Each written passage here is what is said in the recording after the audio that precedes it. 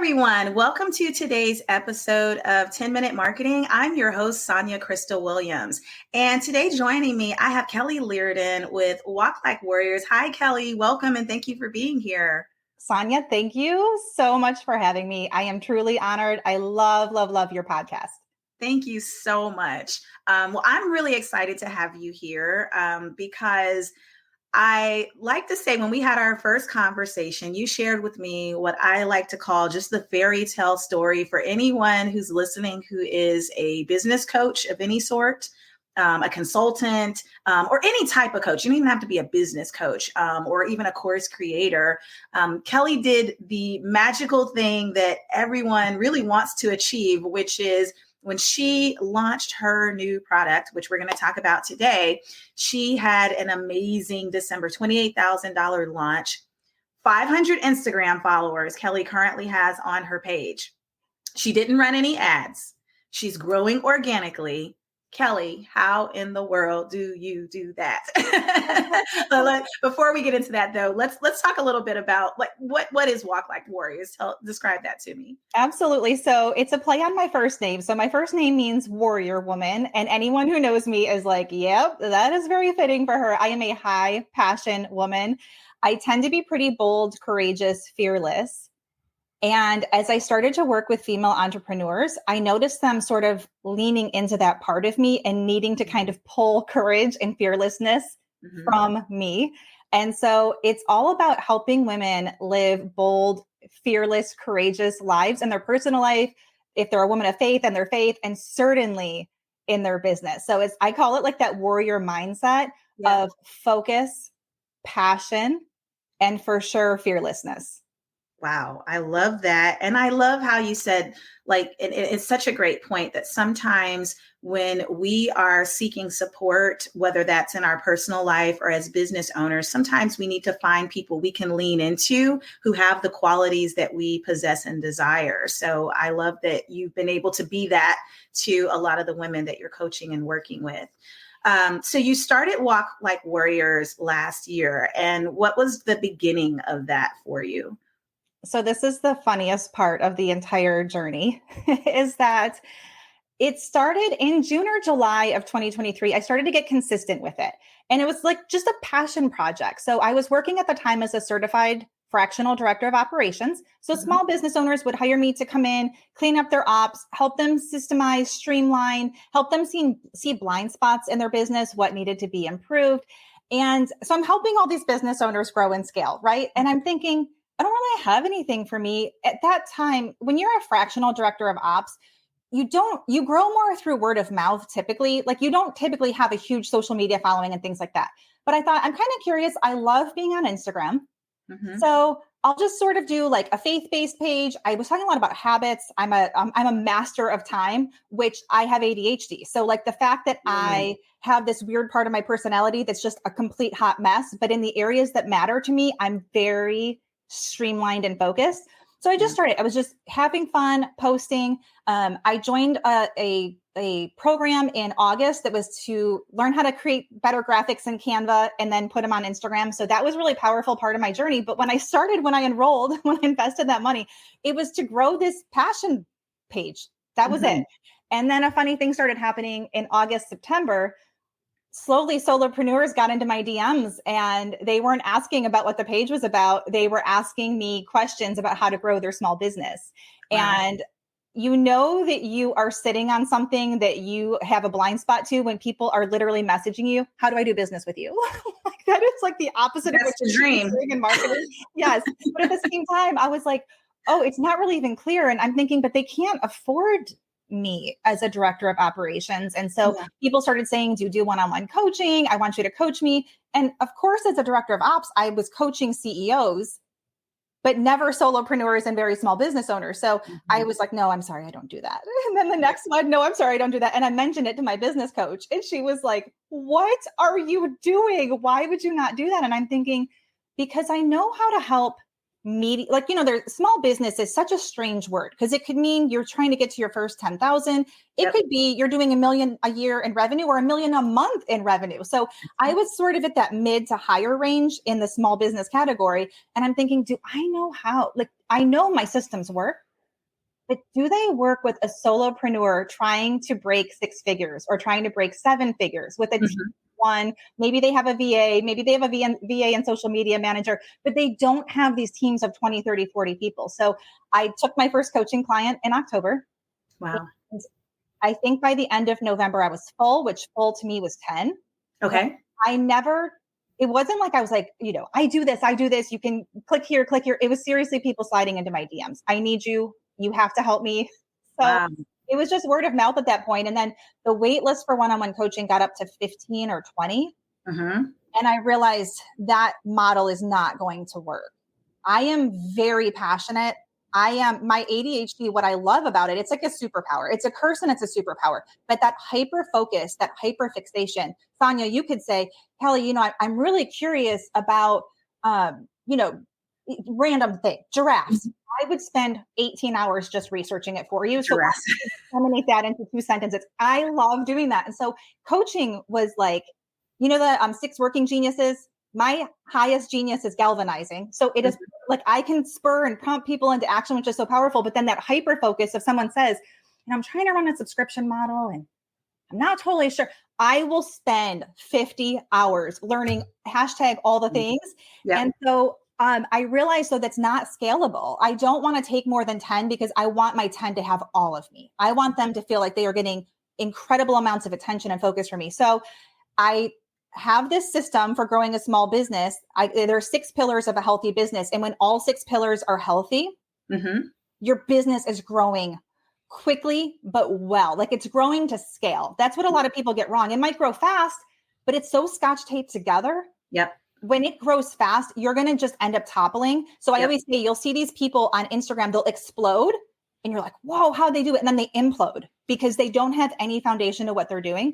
So Mhm. I came up, it's called the Success Squad. So it's kind of a play on the word warrior, and it's more small group coaching model. And that was the launch. So I just mentioned it in December, and I'm sure a lot of entrepreneurs can identify with this. I had a moment like December 15th, it was going to launch January 1st. I said to my husband, this is going to be mortifying if nobody signs up. Like, I am so afraid that I had, just to be transparent, I'm an open book. I think that's one of the reasons people are drawn to me on Instagram. I just share everything. At that time, I think I had 7 people on the wait list. And Okay. goal was 10. So, I mean, everything I tell my business owners not to do is the things I was doing. But the growth in the demand was I hadn't really seen it before. I'm not saying I'm a unicorn. I definitely don't think that. But it's just that I think that my personality, my secret sauce, my work history, what I bring to the table, solopreneurs, and when I say solopreneur, I even mean like they have a VA for 10 or 15 hours, Right. but I mean just pretty small business owners. They realize I've got this awesome product or service, but I have no idea how to run a business. Mhm. So I had less than 500 followers at the time, and I just went for it. I just was like, I'm going to just do this and see what happens. And if I fall flat on my face, then it'll be a lesson to the people watching, and I'll just share it. I'll share every part of it. And so somehow before doors even opened, 3 people signed up. Like, door open was, I don't know, 9 a.m. on a Monday. Okay. And on Sunday night, I see these registrations coming through. And I'm like, how did they bypass the system? I still don't know how they did it. I must have had an open link somewhere that I didn't know about. But it's just been, you can tell, I love what I'm doing. It's been tremendous fun. Wow. Okay, I have so many follow-up questions. This is such a good story, and I love how passionate you are about it. So one question is, let's go back to that first 500 followers. How did you go from Instagram is new and fun to me to getting in front of the right people? Did you go out? There's so many methods. Like when I'm teaching Instagram trainings to clients, so many methods for how you can grow a following. Some people go out and follow other people. Some people already have a great email list. Some people follow their friends. How did you just in the beginning start to find the right people that would, you weren't thinking of it as a product, but just I'd say for as far as just the faith-based aspect Mhm. and people, the natural side of you that wanted to talk to people about time management and habits and things like that. How did you get in front of those people? That's an amazing question. I love it. And I will say, so I didn't like, a lot of times when people have fast growth, it's because they had a successful page and then push them to the new Yeah. page. When Mhm. I say I started at 0, I mean, literally in June, I had 28 followers, I believe. And when I got to that first 100, I actually cried. It would be like somebody listening, seeing $1 million in their bank account for the first time. You get emotional because it was such a grind to get there. And I'll tell you what didn't work was on my personal page being like, hey, I have that. People who know you from your old life, they don't care about the new you. Like they really don't. Maybe 1 out of 1,000 will actually invest. Everybody else is like, who is she? What does she think she's doing? So Yeah. it truly was all organic. And it did start like that. And in this way, as a director of ops, I think very strategically about what I'm doing. And a lot of people are like, what does that even mean, Kelly? This is what it means in regard to Instagram or any social media channel. Is I looked at the likelihood of going viral and building a brand that way. Mm-hmm. There's such an upward curve to gaining trust and actually helping these people. So if I had a reel go viral and I get 200,000 followers in the next 2 weeks, right? They don't know me. They don't like me. They don't trust me. So you're having to invest so much time with that gap, right? And so what I started thinking about is, coaching is a higher ticket item, whether it's one-on-one or group. Mm-hmm. But I started thinking about what actually is moving the needle in my business is when people reshare. Okay. And so I would rather have somebody post something about me, like Kelly talks about this all the time on Mondays, and Monday is admin day, and this is what we do. And I see them showing their system, boom, 10 followers. So what someone might think is who cares? I mean, that's nothing. But if you go viral with 1,000 and there's no trust factor there and you're starting from zero in a relationship, but Sonja, your following, if you say, Kelly's my business coach, she is freaking amazing, you should follow her. When they come into my ecosystem, I don't have to build trust. They're like, Sonja said it. I trust her. She's smart. She knows her stuff. And so that happened, I would say maybe in August or September. Somebody with a larger following posted me 50 followers in a matter of an hour, something like that. Every one of those followers was engaged from day one. Yeah. And it's because she had built such a powerful, engaged, close-knit community that when she says something, they trust her. And so from a strategy standpoint, the wheels were turning. Like first of all, I can't dance to save my life. So I'm like, this whole style of reels, it ain't working for me. The really shallow soundbite crap that you see everywhere, that's so inauthentic to me. I'm not doing that. I want to help. I give away so much free coaching in my stories every day. And so what I realized was a tiny, hyper engaged community where it's almost like you have ambassadors or disciples or super fans. When they share you, it is worth it. To me, that equates to having a reel go viral, because when those people come in, they trust you from the get-go and they see you as an expert who can help them with their problem from the get-go. And so that's how I did it. I mean, if you even want to call it doing it, and I don't want to come across as Kelly had no strategy, it was an accident.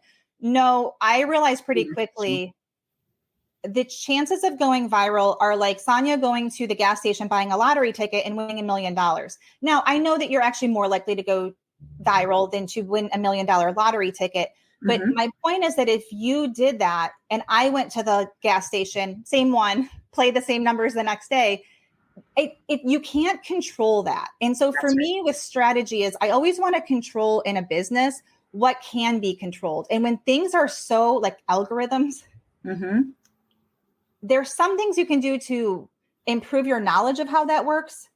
But I would rather focus my attention on results. And it's really, really hard to build a large business on social media through the attempt at virality versus an engaged community is everything. And this is how I coach around it too, because there's less and less people able to have explosive growth by growing viral. Like that was a common thing in 2020. Yep. We ain't having that anymore, sis. You got to have a different strategy. And so that really and truly has been what was the most powerful. And somebody with a pretty large following shared me when I started coaching her. I woke up, my husband's like, what happened with your following? And so I realized she had posted, she said, follow her. She knows her stuff. She knows strategy. She knows operations. And from that one share has probably led to $10,000 inside my business. Wow. From that one share. And she said, I used to be a small account too. I don't get why your account is small. Like you should be having 1 million followers, whatever. And I'm like, I don't need that. Yeah. What I care about is a community that there's just immediate trust, me to them and them to me. It's really powerful. Wow. I just love it because it's authentic. It's based on relationship. it's almost like you got a quote unquote Instagram shout out without having to pay for the shout out, or honestly even Yes. ask for it, Yes. because you brought your value to the forefront, which is amazing. So I love hearing that.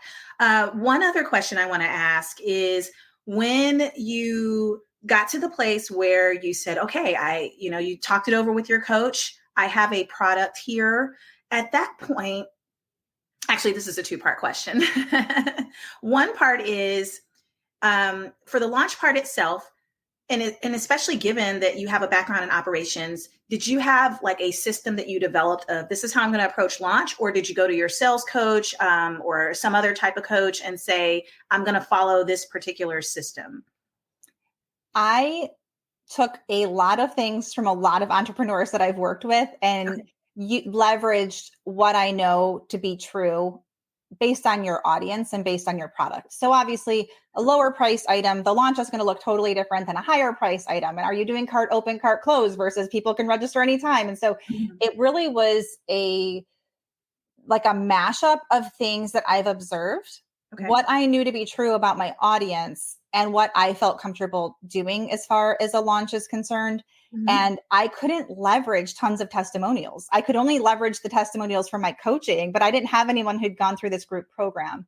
Yep. And so that's where, yes, my story sounds a little bit like a unicorn type story, or, but it truthfully, I've been working inside of small businesses for 20 years and Yeah. just making a lot of observations. And that started as an administrative assistant, then an executive assistant, chief of staff, event Mhm. manager, director of ops.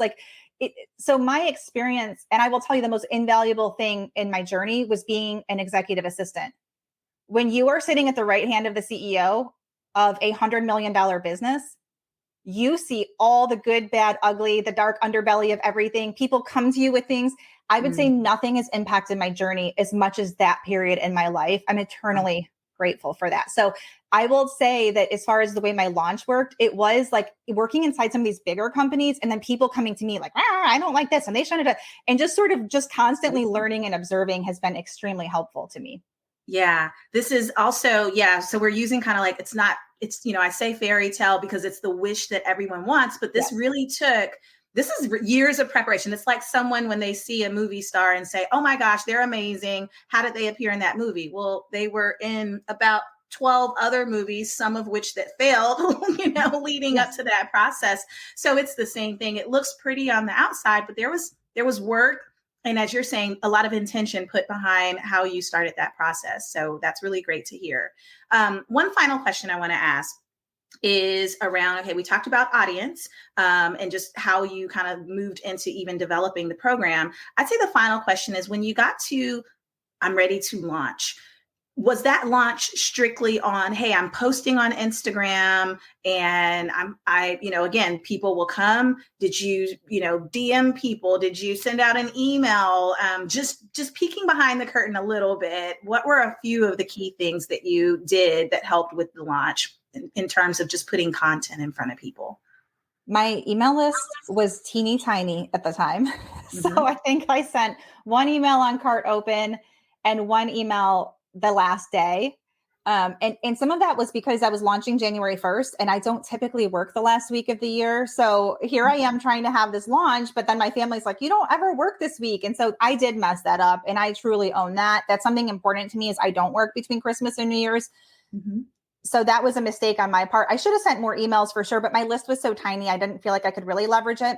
So I Yeah. was in social media sprinkling. I always talk to entrepreneurs, sprinkle. So starting at the beginning of December, they knew that it was coming. Mm-hmm. I really focused on the pain points that it solved. I mean, I had people saying, I signed up. I don't even really know what I bought. If you can get me from here to here. So I think that strategy of having a little bit longer of a runway, the higher ticket item, it needs a longer runway. The Okay. week before cart open, I was mentioning it once a day in Instagram stories. I'm very comfortable on stories. So I think that's a big part of the strategy of how my engagement was built. And then Mm-hmm. that wait list. We Okay. emailed them the day before cart open. Somehow I think that's how they got through and were able to purchase, which they actually were sheepish when I was in stories. Like, guys, people are signing up. They were like, I didn't know I was doing bad. I'm like, this is awesome that you guys were that excited. You didn't even look at dates. You didn't look at anything. You just saw a button and you hit I'm buy in. now. So that wait list was huge. And then I and my VA, we texted or DM'd the people on the one-on-one coaching waitlist and just said, truthfully speaking, it could be 6 months before you're going to be able to get a one-on-one spot. This will make the most sense anyway, because a lot of people coming to me for one-on-one, there are so many parts of their structure and their business that are not right. We have to spend a lot of time on that versus if they do the Success Squad first, like that's all covered. And then the one-on-one can truly be targeted for them and their business versus a lot of the Scotch tape together stuff. But I love it all. It doesn't really matter. So I didn't have a lot of channels to leverage. To be totally transparent, it was that wait list. Yep. And almost, I think all but one on the wait list signed up. I was jaw on the floor shocked that I had one-on-one coaching clients sign up. They're doing both right now simultaneously. I'm like, how much of Kelly do you need? I don't know if you need this much. So that was amazing. That was really amazing. And then one of my one-on-one coaching clients, she just mentioned it on her story. And I had a couple of people sign up from that. So I capped it at 10 because it's a little bit of a beta group, right? So I didn't want to like overfill it and then feel like I was scrambling. And then I ended up having 3 people sign up the next day. They had been in DMs. I wasn't trying to do false scarcity because that's really ick to me. I hate when people do that. But they were like going back and forth. And so I had gone to bed and then I woke up the next day and all 3 of them were like, we want in. So it ended up at 13. But I would just say that for each person listening, your secret sauce, your core values, and your audience are like a trifecta to how to approach launches. Because I think when we listen to some of the big voices in the space, they're teaching from the perspective of what worked for them. That doesn't work for everybody. So like webinars to funnel into this, it just didn't feel, maybe in the future I would do that. But like, I think some of it is we try to follow the big names and they have wisdom to offer us, but at times we ignore our gut. And as women, especially, our gut instincts are typically right with the way we should do things. Well, let's wrap up. Quick lightning round, a few fun questions. 1, dream vacation today. I know that might change from time to time, but if you could go anywhere, where would you go with your family? Anything with turquoise waters and white sands. I'm talking Caribbean. It's just my favorite place in the world. And if I can hear the waves, it is the ultimate de-stressor for me. Awesome. That's the beach I love as well.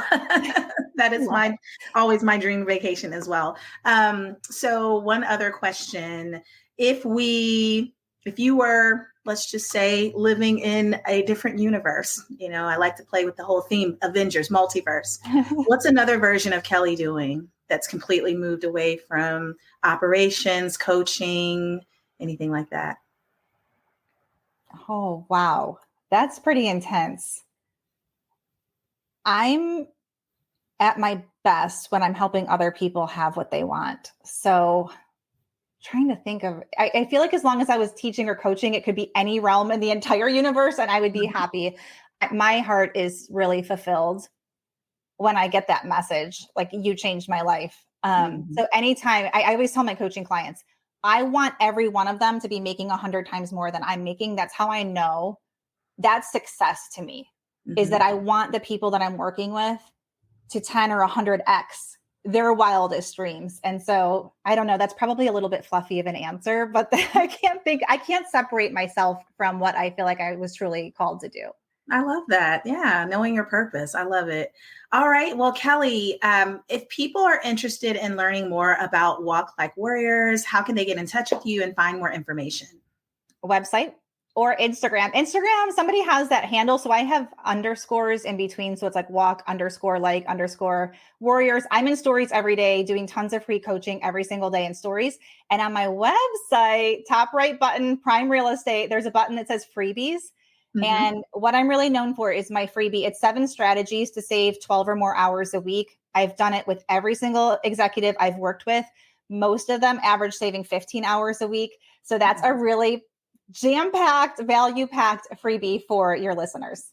Yeah, we can all appreciate getting some time back. I know I do. So thank you so much for being here. Everybody, by the way, those links to Kelly's Instagram and her website where you can get the freebies will be available in our description. So be sure to check that out. Check Kelly out. Kelly, perhaps we'll have to have you back in the future and hear more about your journey. I really enjoyed chatting with you. Thank you for having me so much. You're welcome. Have a great day, everybody.